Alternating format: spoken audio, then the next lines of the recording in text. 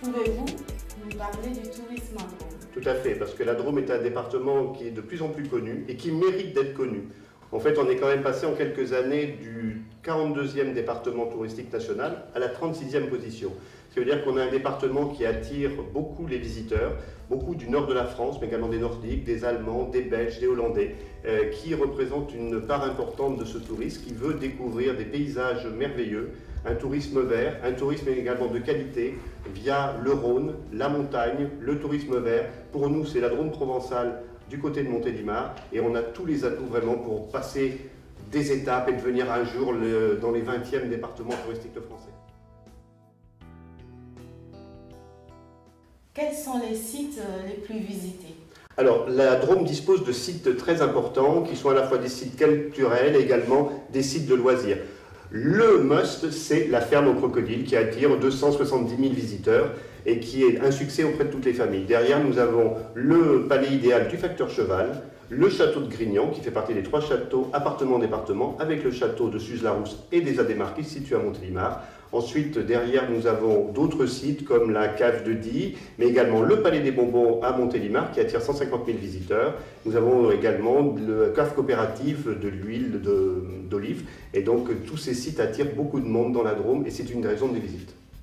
Quelles sont les différentes activités proposées? Alors il y a 2 saisons, bien entendu l'hiver autour du ski alpin, ski nordique, avec beaucoup d'activités sur la montagne qui progressent de plus en plus. Et à partir du printemps, la principale activité c'est la randonnée. Les gens viennent pour la randonnée, à la fois pédestre mais également de VTT, de plus en plus aussi de vélos assistance électrique. Et les gens profitent pour découvrir les villages perchés, la Provence, les champs de lavande bien évidemment, le patrimoine, le parc naturel régional des Baronnies provençales, tous ces merveilleux lieux. Ensuite, nous avons d'autres activités, le canoë, la découverte des gorges de l'autre côté de l'Ardèche, évidemment, parce que les gens viennent chez nous, mais vont aussi découvrir chez nos voisins. Et donc, il y a plein d'activités à faire sur la Drôme. C'est vous les métiers qui sont liés au tourisme? Alors, les métiers, ça représente d'abord le tourisme en Drôme, plus de 7200 emplois, et beaucoup aussi d'emplois saisonniers qui ne sont pas forcément comptabilisés. Nous avons donc des métiers principalement dans l'hôtellerie-restauration, c'est là qui génère beaucoup d'emplois. Nous avons des métiers dans l'hébergement au niveau des hôtels, des gîtes, des campings.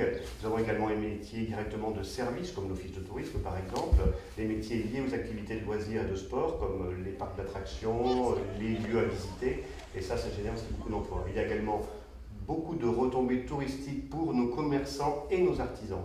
Les commerçants, c'est compréhensible puisqu'on génère beaucoup de trafic sur la Drôme au niveau des visites, mais les artisans permettent de développer un savoir-faire artisanal et local. On peut parler éminemment de la poterie par exemple sur notre territoire et les gens se réinstallent et réapproprient ces métiers grâce aux visites touristiques.